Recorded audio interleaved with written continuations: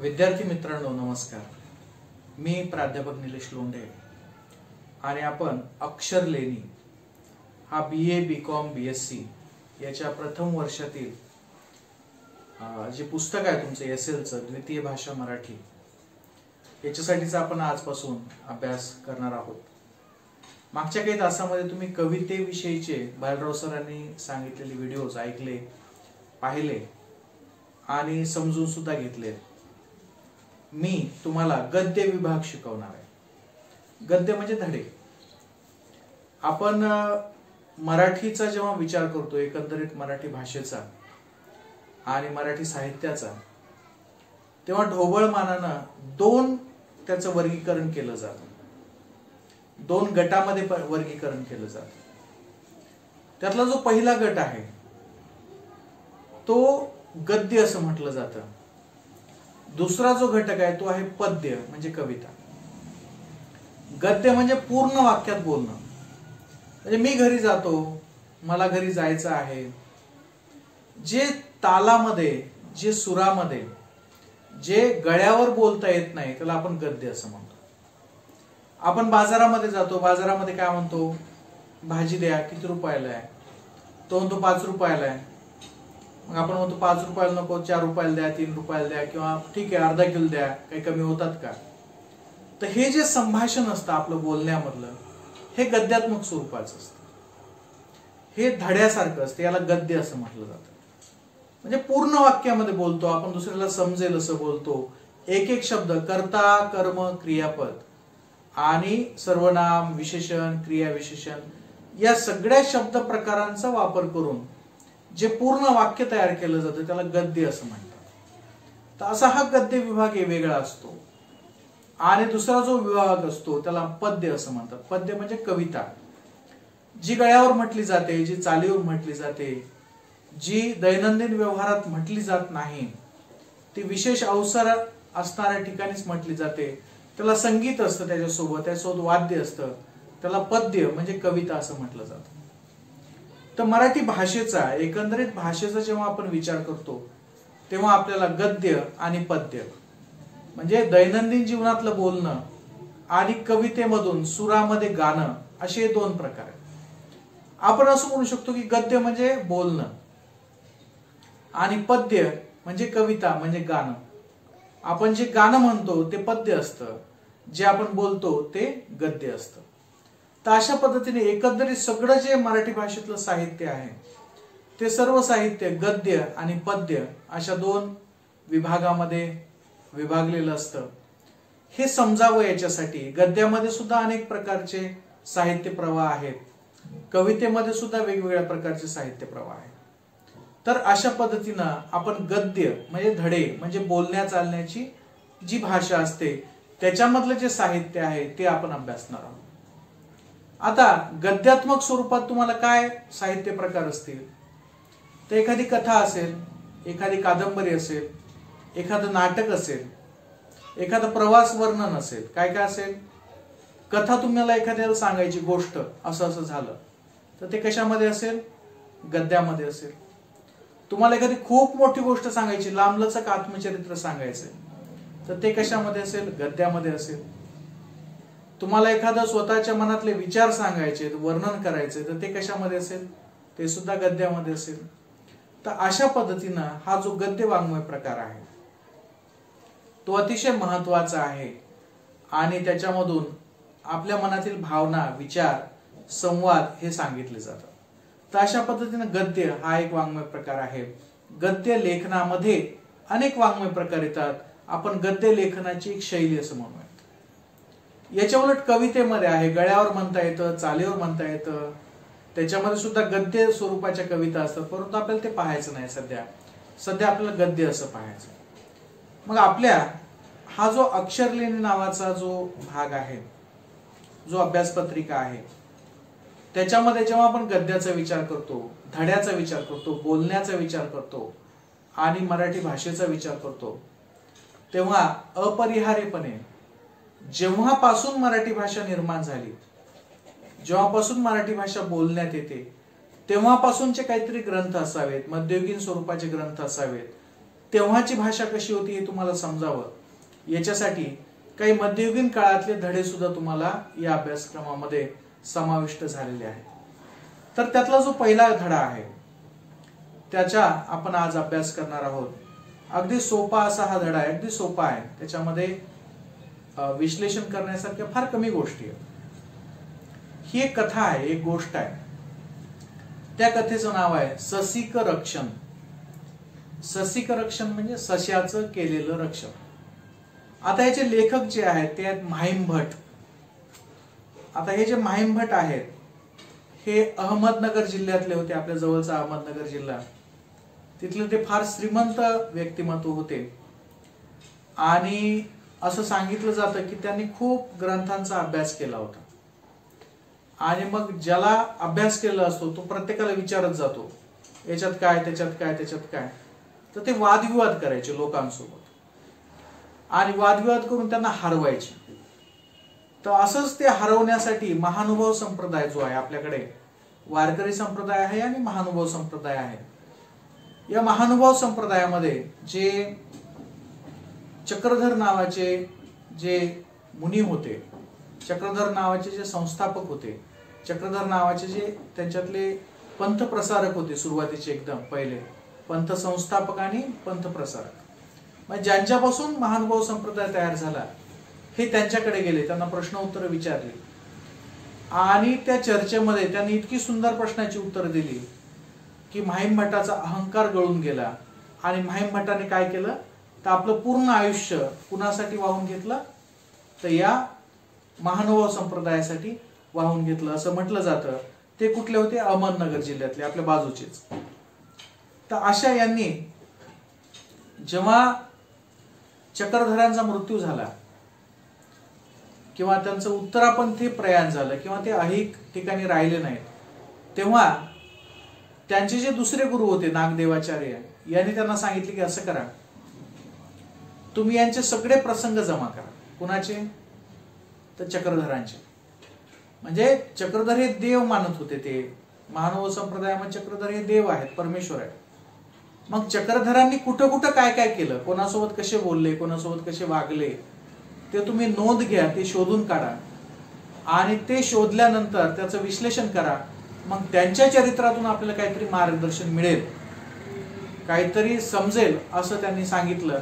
आणि मग माहीम भटांनी प्रत्येक जिथं जिथं चक्रधर गेले होते तिथे तिथं फिरले आणि त्यांच्या गोष्टी तयार केल्या, गोष्टी जमा केल्या. तर अशातली जी एक गोष्ट आहे ती आहे ससिक रक्षण नावाची. आता त्यांनी ज्यांच्याविषयी कथा जमा केल्या होत्या ते कोण होते? चक्रधर स्वामी. आणि कुणी जमा केल्या होत्या? तर माहीम भटांनी. आता कुणाकडून जमा केल्या असतील? तर समजा मी एखाद्या ठिकाणी बसलेलो आहे, मी कॉलेजमध्ये बसलोय, एखादा माणूस आला, त्यासोबत मी बोललो, त्याला मी काही मार्गदर्शन केलं एखाद्या विद्यार्थ्याला, कोणतं पुस्तक वाचावं, काय पुस्तक वाचावं, आणि मी निघून गेलो. तर आता तुम्हाला विचारायचं आहे की लोंढे सरांनी काय सांगितलं, तर तुम्ही कोणाला विचारणार? तर मी ज्याला सांगितलेलं आहे त्याला विचारणार, किंवा मी सांगत असताना जो तिसरा माणूस तिथं उपस्थित होता त्याला विचारणार. आणि अशा पद्धतीनं तुम्ही विचारपूस करून काय ठरवणार की लोंढे सरांनी कोणतं पुस्तक वाचायला सांगितलंय, कसं सांगितलं. अशाच पद्धतीनं माहीम भटाने सुद्धा प्रत्येक ठिकाणी जाऊन विचारपूस केली की यांनी काय सांगितलं आणि त्यांच्या आयुष्यातला कोणकोणता घटना घडली. आणि अशी जी घटना आहे ससिक रक्षण नावाची. ससिक रक्षण म्हणजे सश्याचं रक्षण करणं. ससा आपला साधा. तर हे कथानक आहे, याची भाषा थोडीशी वेगळी आहे आणि ही मध्ययुगीन मराठी आहे. म्हणजे 12व्या-13व्या शतकातली जी मराठी बोलली जात होती ती आहे. ही बोलण्या चालण्याची भाषा आहे. याच्यावरून आपल्याला अंदाज येईल की आपली मराठी किती बदललेली आहे. तर ते म्हणतात, एका गावी एकी वृक्षाखाली आसन. आता ही भाषा काही सरळ सरळ मराठी नाही, त्या काळातली मराठी. गावी एकी वृक्षाखाली आसन. आता कोण बसलेलं आहे? तर एका गावामध्ये एका झाडाच्या खाली आसन लावून कोण बसलेले आहेत? या कथेचं नायक कोण आहे, कोणाचं चरित्र आहे? हे लीळा चरित्र या ग्रंथातलं. लीळा कोणाची आहे किंवा कोणाच्या आयुष्यातला प्रसंग आहे? तर चक्रधरांचे आहे. तर एका झाडाखाली एका गावामध्ये आसन लावून म्हणजे मांडी गिंडी घालून ते बसलेले आहेत. तव पारधी वाटे ससा सोडिला, तया पाठी सुनी सोडिली. मग तिथं काय झालं, ते असं बसले होते एका झाडाखाली. तर पारध्यांनी काय केलं, पैजेचा जो ससा असतो, पारध्यामध्ये शर्यत लागली की बघूयात म्हणले आता हा ससा कोणाचं कुत्र पकडतं, कोण शिकारी चांगला आहे, कोण शिकारी मोठा आहे. आपल्याकडे लागतात ना शर्यती लागतात मोठमोठ्या, तशी त्यांच्यामध्ये शर्यत लागली की हा ससा कोण पकडेल. आणि मग त्यांनी तो ससा सोडला आणि त्याच्या मागे सुनी म्हणजे कुत्रे सोडली. आता तया पाठी सुनी सोडिली, काकुळती येऊनी ससा जानू तळी रिगाला. जानू म्हणजे मांडी, रिगाला म्हणजे घुसला, त्याच्या खाली बसला, लपून बसला. कुठं, तर तिकडून कुत्रे मागे लागले, ससा पळत पळत आला आणि कुठं घुसला, मांडीच्या खाली घुसला, मांडीच्या खाली दडून बसला. कुणाच्या, तर चक्रधर स्वामींच्या. सुनी उभी राहिली, कारण की त्या समोर माणूस होतं, त्याच्यामुळे कुत्र्याला पकडता नाही आलं. कुत्रे पाळलेले होते, शिकारी असले तर, त्याच्यामुळे कुत्रे थांबले तिथं. मागील कडोनी पारधी आले, त्या कुत्र्यांच्या मागे मागे पळत कोणत्या कुत्र्यानं पकडलं हे पाहण्यासाठी कोण आले, पारधी आले. तेही विनविले, त्यांनी विनंती केली, ससा सोडीजे जी, ससा सोडीजे जी. त्यांनी विनंती काय केली की तुम्ही कृपया करून ससा सोडा, सशाला मांडी घालून काढा, मग त्याच्या मागे आमचे कुत्रे लागतील. सर्वज्ञ म्हणितले, सर्वज्ञ म्हणजे आता हे परमेश्वर आहे, चक्रधर हे परमेश्वर आहे, त्याच्यामुळे सर्वज्ञ, ज्याला सर्व गोष्टीचं ज्ञान असतं तो सर्वज्ञ परमेश्वर. सर्वज्ञ म्हणितले हा येथ शरण आला. काय झालंय, हा इथं शरण आलेला आहे, इथं यानं माफी मागितलेली आहे, इथं तो आश्रयाला आलेला आहे. काय केलेलं त्यानं, तो आश्रयाला आलेला आहे. त्यानं माफी काय केलेलं आहे, संकटापासून पळत पळत तो आश्रयाला आलेला आहे. महानुभाव संप्रदायाचं तत्वज्ञान काय की जर कोणी तुमच्या आश्रयाला येत असेल, तुम्हाला कोणी जर मदत मागत असेल तर तुम्ही ती केली पाहिजेत. हे सगळं संप्रदायाचं आहे ब्रीदवाक्य, हे सांगण्यासाठी इथं यांनी ही कथा दिलेली आहे. हा येथ शरण आला, पुढती तीही म्हणितली. पुढती म्हणजे आता त्यांचं बोलणं झालं तेव्हा पारध्यांनी परत सांगितलं, जी जी तुमचं बरोबर आहे की तो तुमच्या आश्रयाला आलेला, जी जी हा होडेचा ससा असाजी, हा होडेचा ससाजी. कोणता ससा आहे हा, होडेचा, होडेचा म्हणजे शर्यतीचा. हा पैजेचा ससा आहे, पैजेचा म्हणजे जो याला पकडेल तो जिंकेल, काहीतरी त्याला मिळणार आहे शिल्लकच. हा काय फक्त शिकार करण्यापुरता नाहीये. या कारणे सूर्या काढणीया होती जी, सूर्या काढणीया होती जी म्हणजे त्याच्यामुळे त्याला पकडणं गरजेचं आहे, त्याच्यामुळे आम्ही सूर्य काढलेले, सूर्य म्हणजे चाकू काढलेले. कशामुळं, पकडले की त्याला मारायचं. जी जी हा सोडावाची म्हणजे अत्यंत काकुळतीला येऊन ते म्हणतायत की हे प्रभू आम्हाला सोडा, हा आमचा पैजेचा विडा आहे, पैजेचा ससा आहे, आम्हाला याच्यामुळे खूप मोठं काम होणार आहे. एकी वासना कली लागेल जी, ससा सोडीजो जी. एकी वासना म्हणजे ते सगळेजण एकत्रित म्हणले की बाबा हा घोडेचा आहे, पैजेचा आहे. कली लागेल जी, कली लागेल जी म्हणजे आमच्यातले जे काही भांडणं आहेत, आमच्या पारधी समाजामधले जे गटागटामधले भांडणं आहेत एखाद्या गोष्टीचे, त्याचं उत्तर कसं आहे की जो हा ससा पकडेल त्याला ती गोष्ट मिळणार आहे, होडेचा, पैजेचा. समजा एखादी जमिनीचा तुकडा आहे, एखादी लग्नाची मुलगी आहे, किंवा एखादी आणखीन काही गोष्टी आहेत, तर ज्यांचा कुत्रा ते ससा पकडेल त्याला ती गोष्ट मिळणार आहे. आणि जर हा ससा तुम्ही सोडला नाही तर काय होईल, कली लागेल जी, कली लागेल म्हणजे याच्यामध्ये भांडणं होतील. कोणाकोणाचे, तर आमच्या सर्वांचे भांडणे होतील. कली लागेल जी ससा सोडीजो जी, तुम्ही काय करा कृपया करून ससा सोडा, सशाला सोडा, नाही आता आमच्यात भांडणं होतील, सशावरून आमचा निर्णय होणार आहे जो काय होणार आहे. सर्वज्ञ म्हणितले, आता हे सगळं ऐकून काय म्हणतात, सर्वज्ञ काय करतात, म्हणतात हा गा येथ शरण आलेया काही मरण असे. तेव्हा तुमचं बरोबर आहे, सगळं बरोबर आहे, पण हा ससा काय झालेला आहे, माझ्या शरण मध्ये आलेला. आणि जो परमेश्वराच्या शरण मध्ये येतो त्याला मरण शक्य आहे का? तो मरू शकतो का? त्याचं काही वाईट होऊ शकतं का? होऊ शकत नाही, कारण की तो परमेश्वराच्या शरण मध्ये आलेला आहे, परमेश्वराच्या मांडीखाली येतो, त्याच्यामुळे त्याला मरण येऊ शकत नाही. जी जी तरी हा गोसावी राखीला. काय म्हणतात? जी जी तरी हा गोसावी राखीला. तुम्ही याला सोडून द्या. आता हा गोसावी जो आहे, गोसावी त्यांनी स्वतःला गोसावी म्हटलेलं आहे, बाकीच्यांनी पण म्हटलेलं आहे, की आता मग बाकीच्यांना लक्षात आलं सगळ्यांच्या की आता हे कुणाच्या आश्रयामध्ये? त्या गोसाव्याच्या आश्रयामध्ये. गोसावी म्हणजे इथं जात गोसावी नाही, गोसावी म्हणजे जो देवाची सेवा करतो, जो देवाचा भक्त आहे, अशा माणसांना आता हा ससा स्वतःकडे राखीला म्हणजे संरक्षण केलं, त्यानं संरक्षण केलं. रामेश्वर बास निरूपण केले. याच्यावर जे रामेश्वर बा होते तिथं बाजूचे, त्यांच्या शेजारी, कारण की ही कथा कोण सांगितलेली त्यांना, माहिमभटांना, तर रामेश्वर बास तिथं होते. रामेश्वर नावाचा जो व्यक्ती होता, जो त्यांचा भक्त होतो, तिथं होता, त्यांनी ते सांगितलेलं आहे. म्हणून रामेश्वर बास निरूपण केले. हा गा ए राणी असती. आता हा जो असा आहे, ससा आहे, तो कोण असतो? शेतात राहतो, पाणी पिती, शेतातलंच पाणी पितो. या ते तुम्ही का मारा?